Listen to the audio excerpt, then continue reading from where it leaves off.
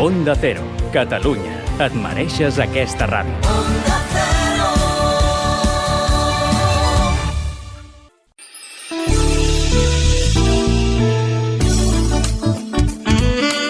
Vol tenir garantits els seus drets? La CUS, Salut, Consum i Alimentació, l'ajudarà a defensar-los. L'informarà dels seus drets com a consumidor dels serveis, tant de consum en general com serveis sanitaris, com canviar de metge, retard en les llistes d'espera, serveis disponibles, com accedir-hi, etc. La salut, el consum i l'alimentació són eixos fonamentals que la CUS, Salut, Consum i Alimentació, l'ajudarà a conèixer, a fer-los servir i, sobretot, a defensar els seus interessos com a consumidor. Tenim delegacions a Lleida Capital, Mollerussa, Tàrrega, Barcelona. Truqui'ns al 93 302 41 38 i l'informarem.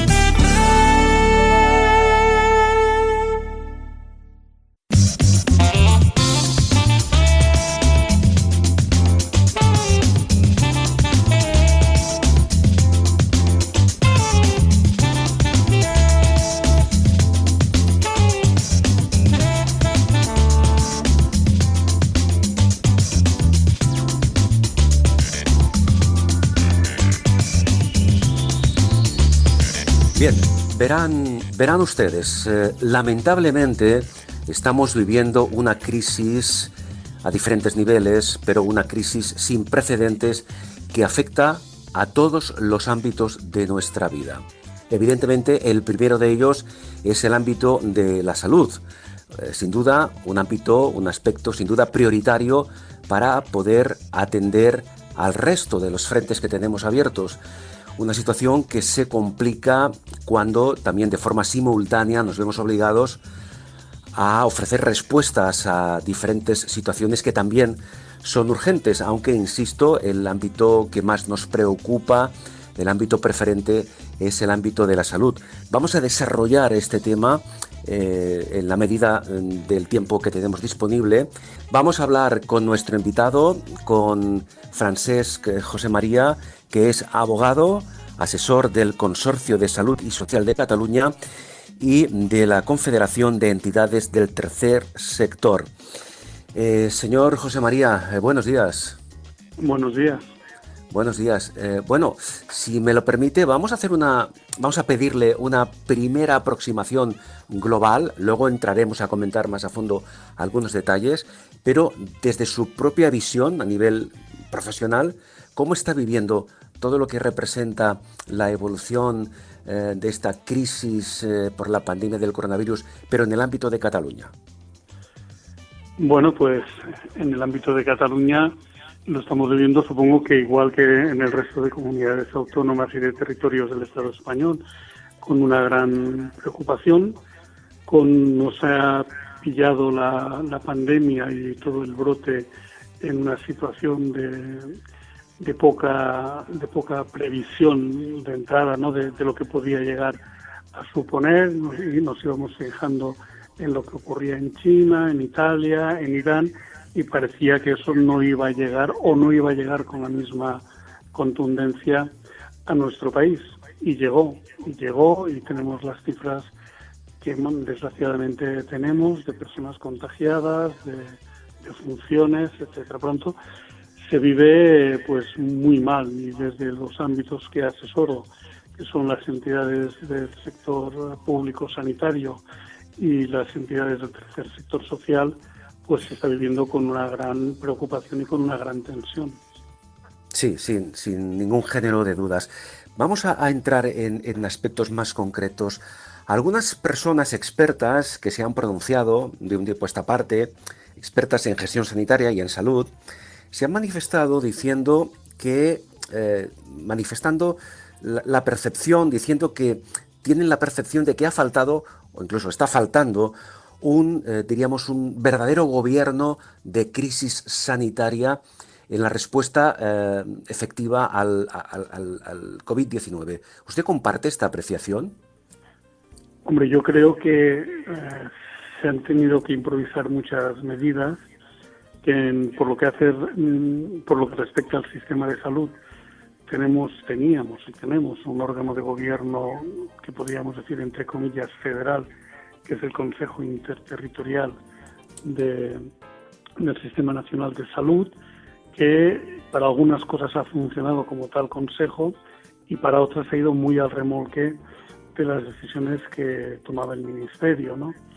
En este caso han habido decisiones que centralizadas han sido eficaces y eficientes, ¿no? Porque no pueden haber en 17 territorios del Estado español pues 17 sistemas de confinamiento distintos, etcétera, pero en otras cosas pues esa centralización en la toma de decisiones pues ha generado problemas, por ejemplo en el suministro de equipos de protección individual a partir de unas compras centralizadas que no han sido todo lo ágiles que hubiera sido necesario, ¿no? Para poder proveer de esta adecuada protección a los profesionales de la salud, a los profesionales de las residencias, etcétera, que es una problemática que todos conocemos bien, ¿no? Por tanto, sí que de alguna manera no se ha explotado todo lo que podía dar de sí ese gobierno conjunto, ese gobierno federalizado a través del Consejo Interterritorial del Sistema Nacional de Salud, que debería haber sido el verdadero órgano de gobierno y de decisión en esta crisis. Claro, en todo caso parece que el efecto ha sido justamente, al menos en parte, el contrario, porque desde el gobierno central se ha intentado que esa centralización sea mucho más efectiva, pero como usted comenta, en algunos aspectos no ha sido así. Es algo contradictorio, ¿no? Claro, es que, vamos a ver, por ejemplo, centrándonos en lo que es más paradigmático, que ha sido en la centralización de la compra de materiales. Bueno, todas las comunidades autónomas al final han tenido que, a pesar de esa centralización, han tenido que espabilarse por su cuenta. Y vemos a la presidenta de la Comunidad de Madrid recibiendo los aviones que ha fletado con compras hechas directamente por la Comunidad de Madrid. Aquí en Cataluña también se están adquiriendo pues estos equipos, materiales directamente por la comunidad. ¿Por qué? Porque la lentitud, es evidente que el suministro de este tipo de material, y además cuando hay que ir a mercados internacionales a adquirirlos y estar pues todos los países del mundo compitiendo en esos mercados para proveerse de esos materiales y de esos equipos, pues tiene sus dificultades, pero quizá haber dado una mayor libertad con la necesaria coordinación y solidaridad interna entre los distintos territorios, por una mayor libertad para que cada una de las comunidades autónomas pudiera hacer que de sus plataformas que ya vienen funcionando normalmente para la adquisición de productos sanitarios, poderse proveer de esos productos que son necesarios y que hoy están desabastecidos en términos generales en el conjunto del sistema sanitario. Sí. Dada la situación actual, el momento que estamos conflictivo que estamos viviendo, dada esta situación, ¿usted hasta qué punto considera que el gobierno está ejerciendo una labor ciertamente complicada? Sobre todo, por ejemplo, en lo que se refiere a un tema tan importante como son los recursos económicos, porque ya si durante el ejercicio actual, sin añadidos de la pandemia que estamos sufriendo, ya parece ser que los recursos eran limitados, ahora si añadimos pues todo lo que está pasando, que no se sufre únicamente evidentemente en España, sino a nivel global, nuestra situación entiendo que aún es más deficitaria que lo era antes. ¿Cómo afecta todo esto a las decisiones que está tomando el gobierno?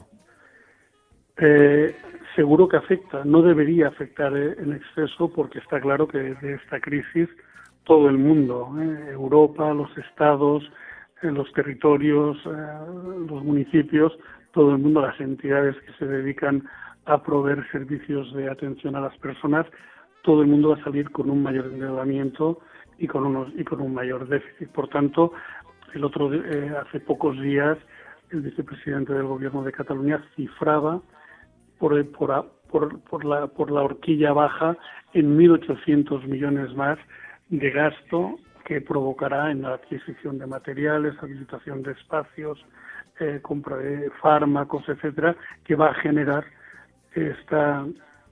esta lucha contra la pandemia, ¿no? Por tanto, ahí hay una situación que por eso se ha pedido, yo creo que con razón, a la comunidad autónoma que destopara, ¿no?, los niveles de endeudamiento y de déficit que permitía a los Estados miembros, porque es evidente que nos vamos a gastar lo que no tenemos, el país en su conjunto y también las empresas y también los ciudadanos, porque esto al final nos va a afectar a todos. Por tanto, yo creo que se están haciendo esfuerzos económicos notables, tanto por parte del Gobierno de España como por parte de los gobiernos autonómicos y en particular por el Gobierno de la Generalitat de Cataluña, que el tema del miedo a un mayor endeudamiento debería dejarse a un lado.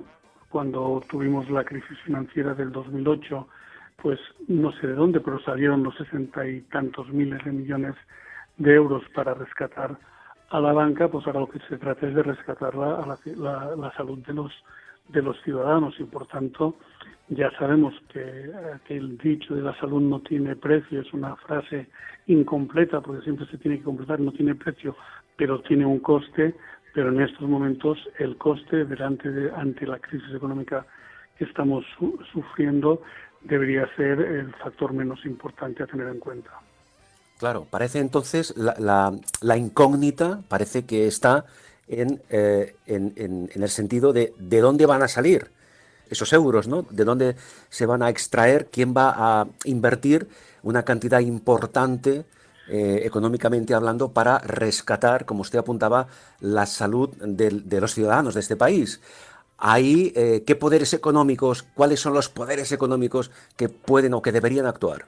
Bueno, allí fundamentalmente, porque el que tiene la mayor capacidad de recaudación es el Gobierno de España, y debe plantearse qué política impositiva, porque esta es la fuente fundamental de recursos que puede tener el Estado, ¿no?, se en el futuro, ¿no? Habrá que hacer planes de inversión en obra pública para reactivar la economía, y todo eso evidentemente requiere de que hayan unos ingresos. Las ayudas europeas que estamos viendo que no son tales ayudas, porque los 500.000 millones de euros pues básicamente son en avales, por tanto en algo que va a haber que los estados tendrán que devolver, que los particulares que accedan a estas ayudas, las empresas también van a tener que devolver, y que esa no es hoy la mejor perspectiva. Aquí, bueno, tendremos que ir por etapas, ¿no? Ahora toca superar la crisis, después salir de la crisis en el terreno sanitario, me estoy refiriendo, después ver cómo nos vamos reincorporando y cómo se va rehaciendo esta economía que prácticamente ha quedado paralizada, y cuáles han sido realmente los daños colaterales económicos que ha provocado esta pandemia del coronavirus. Y a partir de allí, evidentemente, corresponde a los gobiernos, correspondería en primer lugar a la Unión Europea, pero después a los gobiernos de los estados, en establecer las políticas económicas correspondientes para poder salir cuanto antes de una situación económica que todo el mundo sabe, y ya hay una conciencia general de ello, que va a ser, si no igual, peor que la que provocó la crisis financiera del 2008.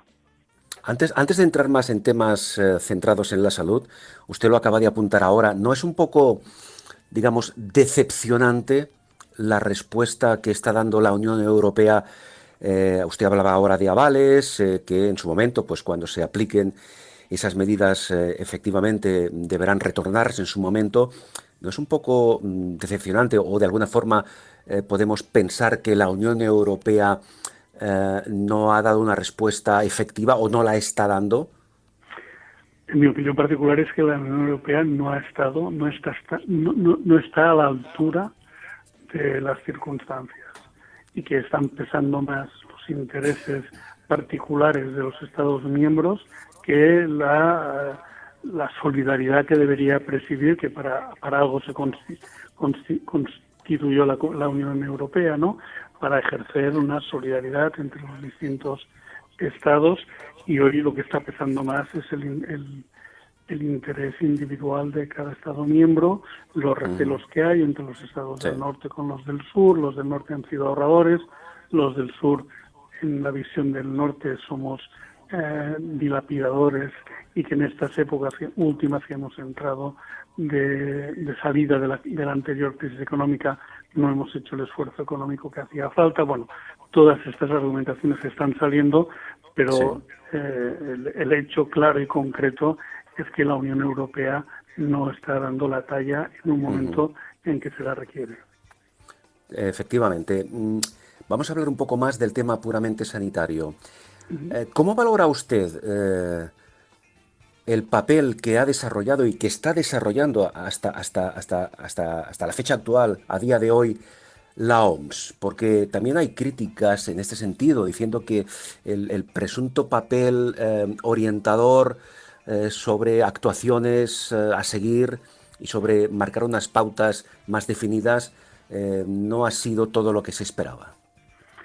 Bueno, en situaciones como estas ya lo vivimos cuando la gripe A, ¿no? Cuando la pandemia de gripe A, es muy difícil porque la OMS, cuando ya está tratando problemas, que hablamos de pandemia, de que hay muchos países que están afectados con muchas realidades distintas desde el punto de vista de los sistemas sanitarios que hay en cada país. Pues no es lo mismo tener sistemas nacionales de salud como los que tenemos en España, con una cierta robustez, experiencia, formación, etcétera, y estando en un país rico, ¿no?, que plantearte una política en países del África subsahariana, donde los sistemas sanitarios son prácticamente inexistentes, donde la gran recomendación, lávense las manos, no tienen ni agua donde lavarse las manos, ¿no?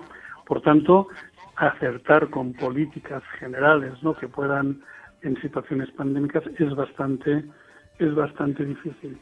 No olvidemos que también en la OMS, como en todos los organismos internacionales, por muy independiente que sea, también los intereses de los estados que la financian y que le dan soporte se reflejan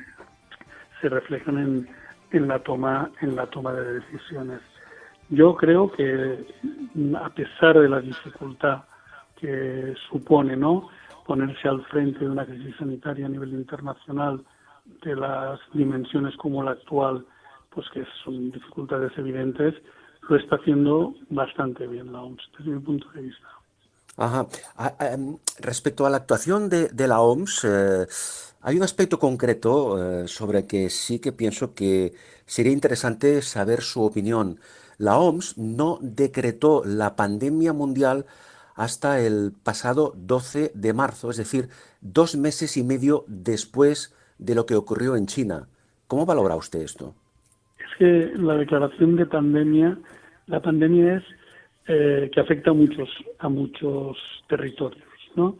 Por tanto, la epidemia estaba allí, el brote estaba allí, las medidas y las propuestas de la OMS a los distintos estados de cómo prevenir y de cómo actuar para evitar que ese brote epidémico que estaba en China, que después Irán, Corea, Italia, ¿no?, cuando excede de un número X de países, es cuando se declara la pandemia. La pandemia no tiene nada que ver con la gravedad de la enfermedad, sino con la extensión territorial. O sea, un brote de ébola será solo una epidemia de ébola porque solamente afecta al Congo o países fronterizos. En cambio, el coronavirus es una pandemia no porque sea más grave que el ébola, sino porque la extensión territorial donde se ha instalado la enfermedad pues es mucho más amplia. Por tanto, el que no significa ningún retraso por parte de la OMS en cuanto a la adopción de propuestas, de medidas para prevenir esa epidemia en los distintos países, sino que es una declaración, yo diría, meramente formal. Es la constatación de que esa epidemia, que en principio estaba localizada en 1, después en 2, en 3, en 4 países, pues se extiende de forma generalizada en el conjunto del mundo, ¿no? De los países, de los distintos territorios. Sí, o sea, que es un concepto puramente geográfico en este sentido. Claro, lo importante que hay que tener en cuenta es que la diferencia entre pandemia y epidemia no viene dada por la gravedad o no gravedad de la enfermedad, sino por la extensión. Bien, nos centramos en nuestro país. Dos cuestiones. Se ha dicho prácticamente siempre que España ha disfrutado o dispone de uno de los mejores sistemas de salud pública del mundo. ¿Esto ya no es así? Sí que es así. Yo creo que hay toda una serie de indicadores en que cada año organismos internacionales independientes valoran en todos los países y que siempre nos han situado entre los tres primeros del mundo. Otra cosa es que tengamos o no en un momento determinado capacidad de respuesta ante una situación catastrófica como la que hemos vivido, como la que estamos viviendo. Tenemos un sistema, porque es un sistema universal, da cobertura a toda la población, tenemos unos buenos profesionales, en medicina, nuestro sistema de residencia, ¿no?, para la formación de especialistas está reconocido, ¿no?, a nivel internacional, tenemos muy buenas escuelas de enfermería, por tanto sí que tenemos un muy buen sistema. Quizá hemos sido algo autocomplacientes, ¿no? De tanto repetirnos de que tenemos el mejor sistema del mundo, nos podemos haber dormido en alguna situación en los laureles. Pero es cierto que tenemos, si no el mejor, uno de los mejores sistemas, y eso está reconocido internacionalmente. Ahora, ni el mejor sistema del mundo puede estar dimensionado permanentemente para hacer frente a una crisis como la que estamos viviendo, ni a nivel de recursos humanos, ni a nivel de recursos materiales, ni de stocks de material de protección, etcétera, porque eso sí que no lo aguantaría la economía de ningún país. Por tanto, es cierto, ¿no? Algunos dicen que si no hubieran habido los recortes que hubo en la época pasada, no estaríamos así. Hombre, sí y no. Los recortes seguro que han influido, pero no han sido el factor determinante, porque el factor determinante ha sido la magnitud de la tragedia que nos está tocando vivir. Y para eso no hay sistema que esté preparado. Ha hecho referencia usted hace un momento a la figura de los profesionales sanitarios, que en esta crisis catastrófica, pues se ha demostrado que son quizá la parte más importante del sistema, la que está en primera línea luchando contra el coronavirus, pero al mismo tiempo es la parte más frágil también del sistema por todo lo que está ocurriendo, falta de recursos, falta de material de protección a diferentes niveles. Efectivamente, en fin, esto es de dominio público. Críticas realmente duras, por ejemplo, la falta de respiradores, el problema de discriminar en función de la edad a quien se le aplica o no se le aplica determinada opción terapéutica. ¿Cómo valora usted todo esto? Bueno, son tres cosas distintas. Una cosa es si están protegidos adecuadamente para no contagiarse frente a los pacientes, ¿no?, a los que tienen que atender, y no contagiarse ellos y no ser ellos un vector de contagio hacia los pacientes, porque el contagio es bidireccional, ¿no? Entonces es un tema, ¿no? ¿Habían o no habían suficientes equipos de protección y se ha reaccionado o no se ha reaccionado con la suficiente rapidez para adquirirlos y suministrarlos? Eso se verá. Yo creo que son cosas que habrá que analizar cuando hayamos pasado la crisis, sobre todo para corregir para futuras pandemias, porque seguro que no será la última. Permítame. En este sentido, no hay que olvidar que España es el país, en este momento, en plena pandemia, el país del mundo, a nivel mundial, con mayor número de profesionales sanitarios contagiados. Sí, es una realidad. Es una realidad en las estadísticas, porque después habremos de ver también los sistemas de declaración. España, una de las cosas que también puede lucir es que tiene uno de los mejores sistemas de notificación. Y cuando se tiene un buen sistema de notificación, lo que ocurre es que afloran muchos más casos de todo tipo, de contagios entre pacientes, de contagios entre profesionales, de muertes atribuibles a la pandemia, etcétera. Por tanto, eso también es una realidad. Contra mejor es tu sistema de notificación, más pones en evidencia la realidad de lo que está ocurriendo. Pero sí es cierto que tenemos hoy estadísticamente un altísimo grado de contagio entre los profesionales. Este virus ha tenido un problema y es que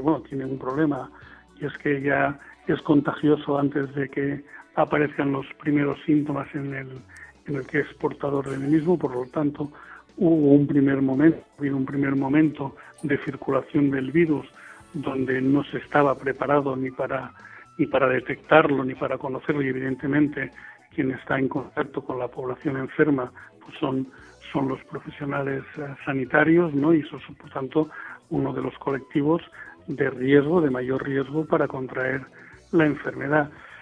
Después han habido problemas de suministros, y esto es el problema que hablábamos al principio. Si ha habido suficientes reflejos, suficiente rapidez para poder conseguir estos suministros de equipos que protejan a los... Pero después usted ha apuntado otra cosa, faltan respiradores. Los respiradores no son para los profesionales, son para los pacientes. Uh-huh. Y también había un desabastecimiento en el mercado de ese tipo de aparatos. Se han tenido que abordar todo tipo de soluciones imaginativas, pues los respiradores que ha fabricado la SEAT, respiradores, que son de uso limitado.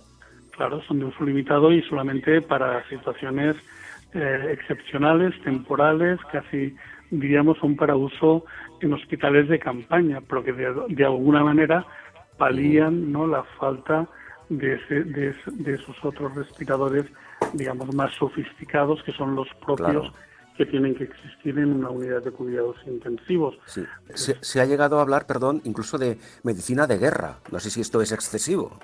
Bueno, el concepto bélico se ha utilizado mucho. Estamos en guerra contra el virus, ¿no? Incluso cuando vemos las ruedas de prensa, ¿no?, pues hay más uniformados que sanitarios en las ruedas de prensa, pasando el parte del gobierno cada día.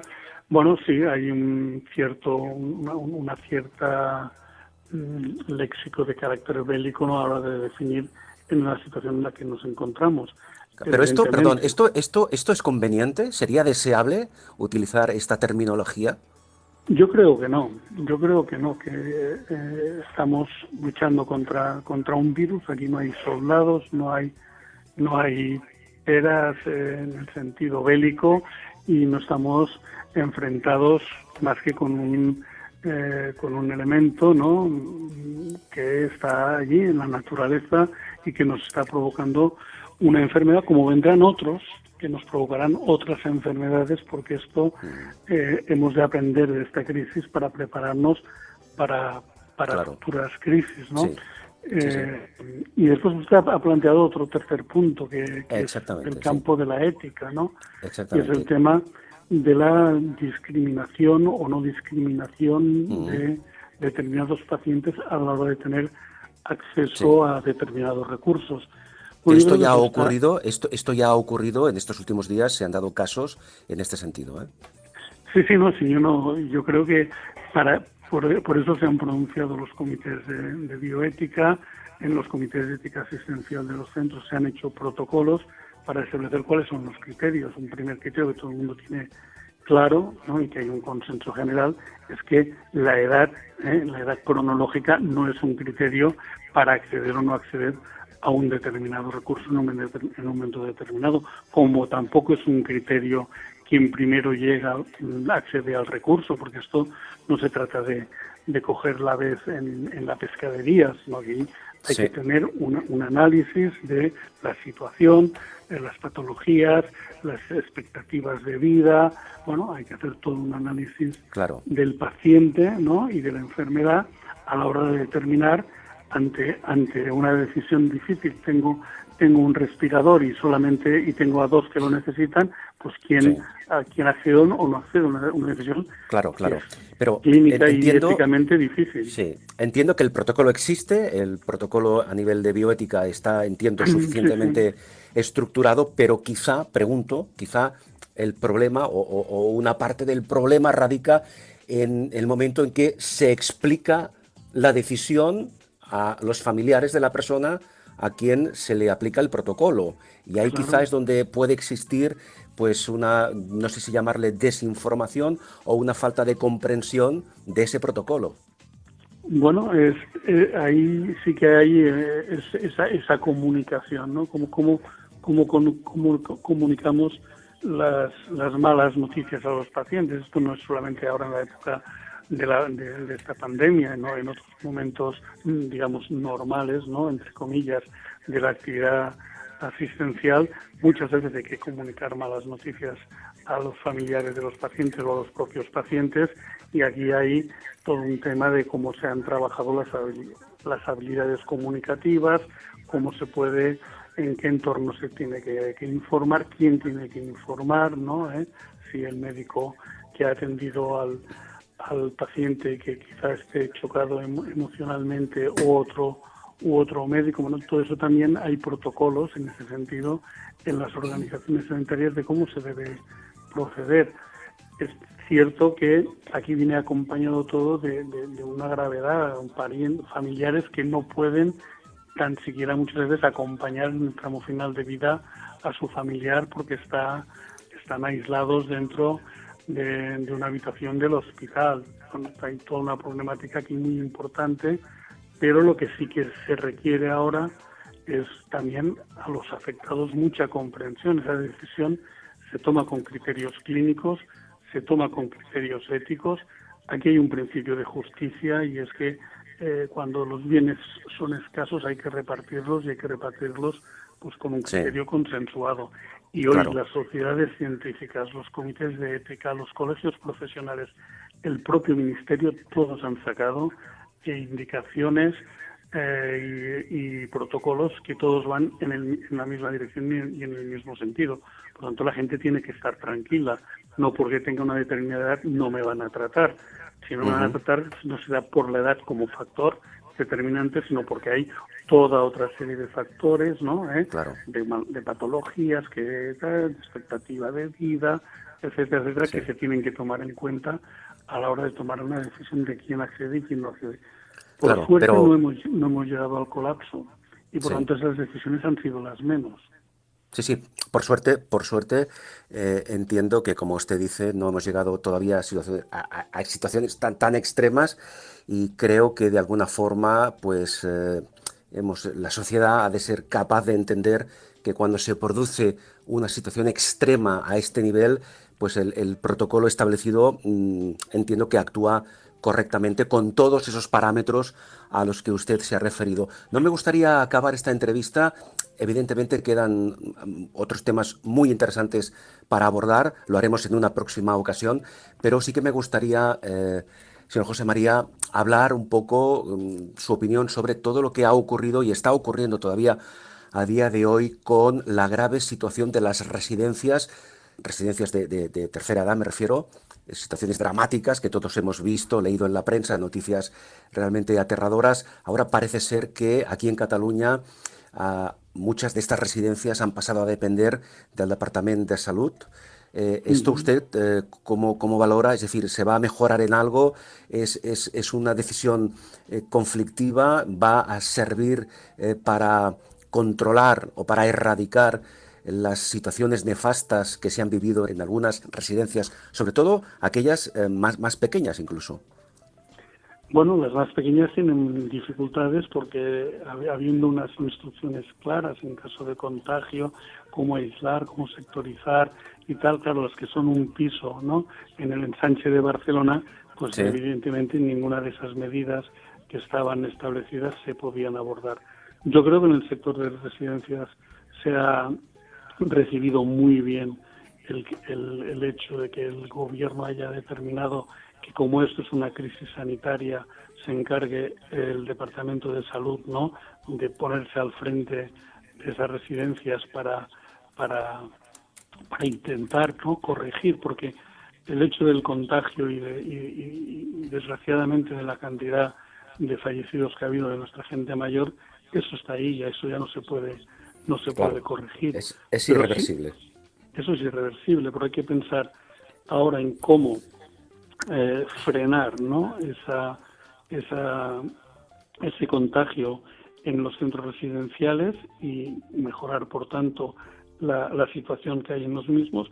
Y por otra parte, lo que sí que habrá que pensar para el futuro es si el sistema de residencias tradicional que tenemos responde a las necesidades realmente de las personas que viven en esas residencias.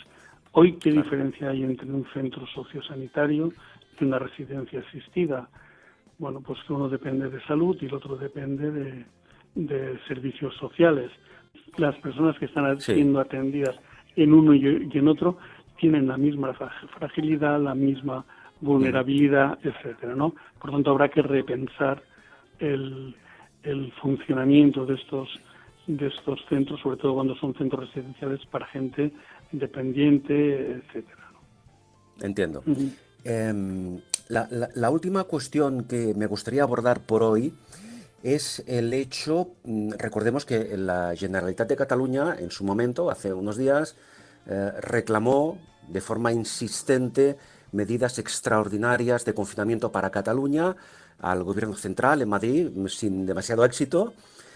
Por una parte, incluso ahora lo que ha ocurrido es que también desde Madrid se ha propiciado, de hecho ya es una práctica desde el pasado lunes, la reincorporación progresiva de los trabajadores de aquellas empresas no consideradas esenciales. Claro, todo esto cuando todavía las cifras de contagio, las cifras de fallecimientos siguen siendo realmente drásticas. No sé si realmente se ha dicho que esto es una decisión prematura. Incluso muchas comunidades están en contra de que se haya procedido a esta reincorporación progresiva porque parece que se prima antes el aspecto. Ya sé que es difícil encontrar el equilibrio entre economía y salud, pero sería interesante saber su opinión al respecto. ¿Se ha actuado de forma prematura desde Madrid? En mi opinión, sí. Creo que tenía que haber el confinamiento total, que ha dado buenos resultados y a la vista están, ¿no? Se ha conseguido doblar, ¿no?, la famosa curva, ¿no? Tenía que haber durado unos cuantos días más, porque lo que va a ser muy difícil y va a ser mucho peor incluso para la economía es que si hay un rebrote, un segundo confinamiento que sería entonces incluso más drástico que el primero. Yo, por tanto, sí que comparto la opinión del gobierno de la Generalitat, que en este caso ha habido una cierta precipitación. Eso, y parafraseando al doctor Antonio Trilla, esto en epidemiología es como jugar al 7,5, ¿no? Que cuando te quedas corto, pues pierdes, y cuando te quedas largo, ¿no? O sea, cuando te quedas corto no ganas, y cuando te pasas el 7,5 lo pierdes todo, ¿no? Claro. Y por tanto encontrar el punto de equilibrio es muy difícil, y el gobierno de España también lo tiene muy difícil para encontrar esa justa medida, ¿no? Sí. Ya lo veremos, el tiempo nos lo dirá, en los próximos, de aquí 15 días, ¿no? Conoceremos los resultados a nivel del desarrollo de la epidemia, ¿no?, fruto de las decisiones que se han implementado ayer y hoy en el territorio nacional. Vamos literalmente a cruzar los dedos para que este repunte no se produzca, porque la situación a posteriori, como usted acaba de apuntar, podría ser realmente mucho más dramática, y no sé si nuestro sistema de salud estaría preparado para afrontar un segundo rebrote a este mismo nivel. En todo caso, Francesc José María, seguiremos hablando porque quedan muchos temas pendientes. Vamos a dejarlo aquí por hoy, pero en todo caso le agradezco muchísimo sus opiniones, su valoración personal a nivel de salud, a nivel económico incluso, que nos ha facilitado durante estos últimos minutos.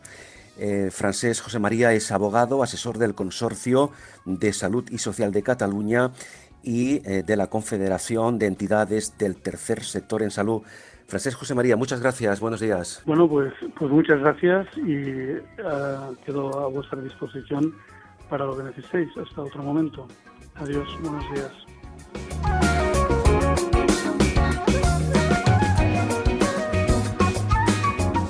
En bones mans amb Carles Aguilar.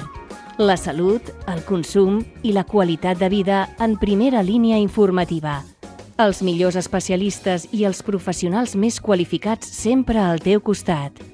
En bones mans amb Carles Aguilar. En antena tots els diumenges de 6 a 8 del matí i també al podcast d'Onda Cero Catalunya.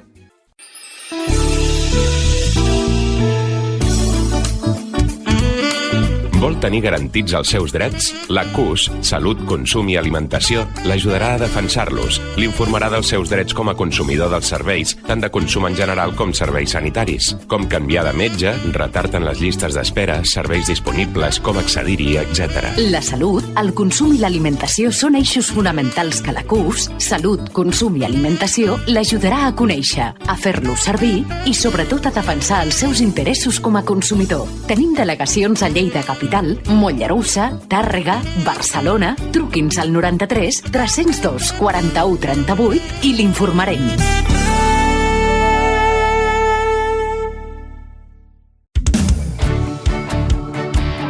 Onda Cero, Catalunya, la ràdio que t'escolta.